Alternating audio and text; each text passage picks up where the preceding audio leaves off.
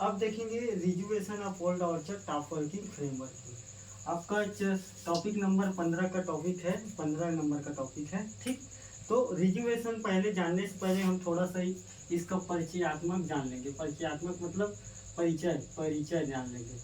तो परिचय में बेसिकली जितना भी हमारा विश्व में आम का प्रोडक्शन है, विश्व में आम का प्रोडक्शन मतलब उत्पादन। ठीक, उत्पादन है वह 44% भारत का योगदान है। भारत का योगदान है। ठीक, योगदान है। अब ये 44% भारत का तो योगदान है। अब ऐसा नहीं है कि एक ही फल हमेशा सालों साल तक देगा, 100 साल 150 साल तक देगा, तो ऐसा तो नहीं होता। तो हम जो मैंगो का आम का पौधा लगाते हैं या किसी भी का पौधा, चल मैंगो को लेके बात करेंगे, रिजुवेशन मैंगो का पौधा लगाते हैं। ठीक, क्योंकि रिजुवेशन हम बगीचों में कर रहे हैं, तो बगीचों में ज़्यादातर मैंगो में ही अपनाया जाता है ये रिजुवेशन। और कई प्लांट है अपनाते हैं मैंगो में, पौधा में। तो हम जब लगाते हैं तो वो 2 साल या 3 साल या 4 साल के बाद हमारा फल देता है। कौन? आम का पौधा। और 40 साल तक, 40 साल तक फल देता है। बात समझ में आया? फल देता है। अब 40 साल तक अगर फल देता है तो 40 साल के बाद हमारा फल देना बंद हो जाता है। तो हम ऐसा हॉर्टिकल्चर टेक्निक अपना के इस 40 साल का जो फल देने के बाद जो बंद हो गए, तो ऐसे प्लांट का सिलेक्शन करके हम 25 से 30 साल तक और हम फल ले सकते हैं, उससे उत्पादन ले सकते हैं। तो इसी प्रक्रिया को बोलते हैं रिजुवेशन। ठीक है, तो रिजुवेशन क्या है कि जो पौधा, डेफिनेशन, जो पौधा या मैंगो का बात करके ले रहे हैं, मैंगो का पौधा फल देना बंद कर देता है, उसको हॉर्टिकल्चर टेक्निक्स का प्रयोग करके पुनः 25 से 30 साल तक फल देना स्टार्ट हो जाते हैं। ठीक, कोई ना कोई सा हॉर्टिकल्चर टेक्निक अपना रहे हैं। यहाँ तो 2 ही टेक्निक दी है ना, ऑर्चर्ड का फ्रेमवर्क और फ्रेमवर्क। तो ये सारी टेक्निक का प्रयोग करके हम 25 से 30 साल और फल ले सकते हैं, उससे और ले सकते हैं फल। तो उसी को बोलते हैं रिजुवेशन। तो ये सारा इंट्रोडक्शन और डेफिनेशन लिख लोगे। अब रिजुवेशन 3 चरण में करते हैं। ठीक, रिजुवेशन क्योंकि रिजुवेशन ऑफ ओल्ड ऑर्चर्ड है जी। ठीक, तो रिजुवेशन करने का हमारे पास 3 तरीका है। ध्यान से सुने और अपने सीनियर को पढ़ाएं, ये मेरी आपसे विनम्र निवेदन है। ये सब पढ़ते नहीं है तुम्हारे सीनियर, मैं भी जान रहा हूँ क्या पढ़ते हैं। ठीक है, आपको मैं कॉन्सेप्चुअल क्लियरिटी मेरा बताने का मतलब ये है कि आपको कहीं झुकने की जरूरत न पड़े। ठीक, तो इसका चरण किसका? रिजुवेशन का। प्रथम चरण को देख लेंगे। प्रथम चरण।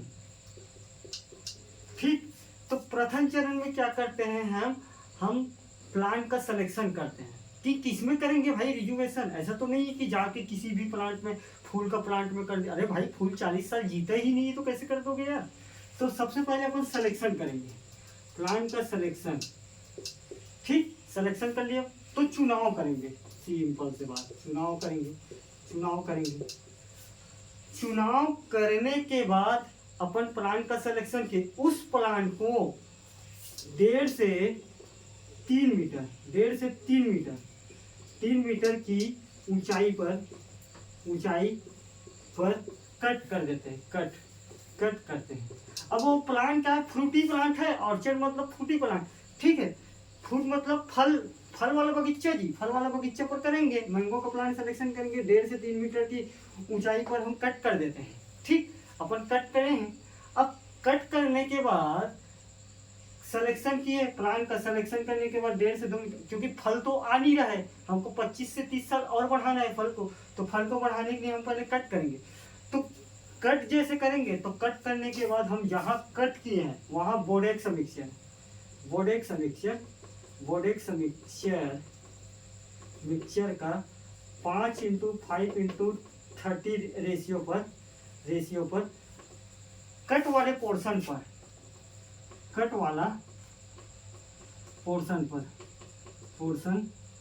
पर लगाते हैं। क्यों लगाते हैं?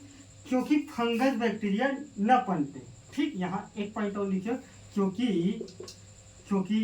फंगस बैक्टीरिया वायरस का क्रियाशीलता नहीं होती तथा बीमारी नहीं होती। बात समझ में आया? तो फर्स्ट चरण में अपन कट कर चुके हैं, क्योंकि हम रिजुवेशन करें, जीर्णोद्धार करें। जीर्णोद्धार किसको बोलते हैं? जो पुराना है कट करो, निकालो, और निकालने के बाद नया प्लांट वहीं से जगेगा। यही तो जीर्णोद्धार का मतलब है ना। तो बात समझ में आया? 10 से 12 मिनट बाद रोक देना। ठीक, तो बात समझ में आई यहाँ तक? अब जैसे कट किए हैं तो हमारा जो कट वाला पोर्शन, मैं फिर प्लान बना के दिखलाऊंगा कैसे कट करना है। तो दूसरा चरण आ जाता है। दूसरा चरण में हम कट कर चुके हैं, दवाई ववाई उस पर लगा चुके हैं ताकि हमारा बीमारी मत आए, इंसेक्ट पेस्ट मत आए। भाई जहाँ कट किए हैं, कट करने के बाद अगर यहाँ बीमारी में आ गए तो फिर ये तो प्लांट ही नष्ट हो जाएंगे ना। तो जो कट पोर्शन है वह कट पोर्शन में कल्ले आना शुरू होते हैं। कल्ले मतलब ब्रांच, पौधा निकलना शुरू होता है। वह कट पोर्शन में कल्ले निकलना शुरू होता है। अब कल्ले तो हम अगर प्लांट को अगर मान जाए कट किए हैं तो 2-4 कल्ला तो नहीं होगा, 20-25 कल्ला निकलता है, छोटा छोटा प्लांट। ठीक, छोटे छोटे यहाँ प्लांट निकलेगा।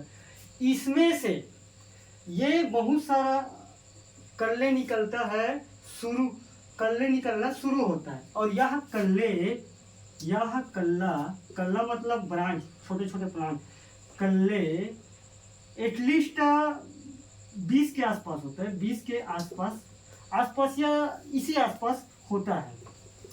ठीक, होता है कल्ला। और यह कल्ले का हम बेसिकली 7-8 कल्ला को छोड़कर बाकी कल्ला को कट कर देंगे। तो मैं एक पॉइंट यहाँ लिख सकता हूँ कि 7-8 कल्ले को रखते हैं और बाकी को हटा देते हैं। ठीक है, बाकी को हटा दिए कि नहीं हटा दिए। अब बाकी को हटाए हैं, अब क्यों हटाए, कैसे हटाए हैं, ये सारी चीज मैं बड़ा कॉन्सेप्चुअल मुद्दा में बात करता हूँ। वो डिपेंड करता है कि सामने यू हैव टू कौन सा स्टूडेंट बैठा है। अगर फर्स्ट ईयर बैठा होगा तो फर्स्ट ईयर के बेसिस पे ठीक है, they have to more sufficient. In other BHU CAT JRF के बेसिस, अगर कोई साइंटिस्ट का बैठा है तो मैं उसी के पर्सपेक्टिव से बात करता है। अभी अगर कोई प्रोफेसर बैठा है तो मैं फिर मेरा दिमाग का लेवल तीसरा चले जाता है। अगर कोई मान जाए नॉर्मल स्टूडेंट बैठा है तो उसके लिए they have to more BHU CAT के लिए सफिशिएंट है। अगर कोई प्रोफेसर बैठा है तो फिर मैं उसके बेसिस पे बात करता है। ठीक है, तो मेरे को तो उससे फर्क नहीं पड़ता कौन है सामने। ठीक, तो 7 से 8 से कल्ले रखते हैं। बात समझ में आया? यहाँ कल्ले रखे हैं, 7 से 8 अगर कल्ले रखे हैं, अब इसी को तीसरा चरण में ले जाते हैं।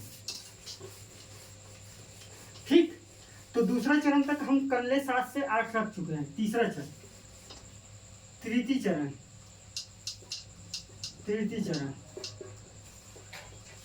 तृतीय चरण में बेसिकली करते कुछ नहीं है। तृतीय चरण में मंजर आना शुरू हो जाता है। तो तृतीय चरण में जो कल्ला है, 7 से 8 कल्ला मतलब ब्रांच कल्ला है, उस पर मंजर आना शुरू होता है। मंजर मतलब फूल, मंजर आना शुरू होता है।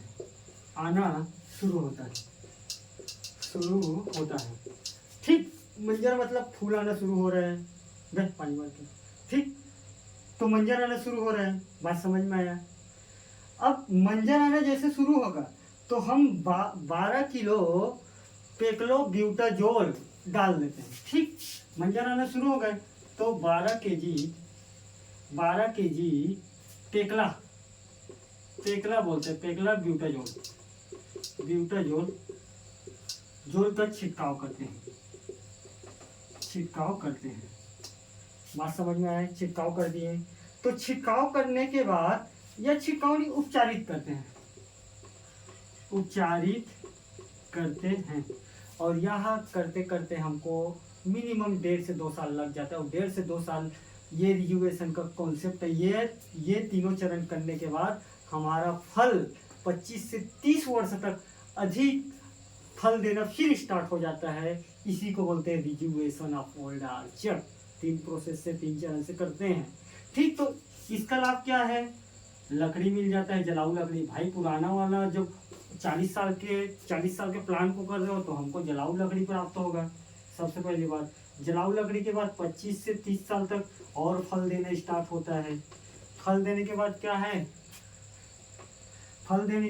जलावन लकड़ी को तो फल होता है, कम समय में तैयार हो जाता है। कम समय में, भाई 1.5 से 2 साल लग रहे हैं, वहाँ 5 साल बाद फल देने स्टार्ट हो रहा है। कम समय में तैयार के बाद उपज में वृद्धि भी होता है। ठीक, तो ये 4 इसका रिजुवेशन का लाभ है। इसी 4 को लाभ को, तीनों प्रोसेस को आपको बताना पड़ेगा। That is the rejuvenation of old orchard, that should be the applied for the practical purpose. You have to do this for the 3 step or the requirement that any orchard should be the use for the hormones paclobutrazol, right. तो 3 ही ऐसा चरण है इसमें जो basically हम use करते हैं रिजुवेशन के लिए। ये 3 चरण का प्रोसेस है। अब उसके बाद कौन कौन से मेथड से करते हैं, ये एक मेथड है फ्रेम वर्किंग, टॉप वर्किंग। तो इसको देखते हैं। ठीक,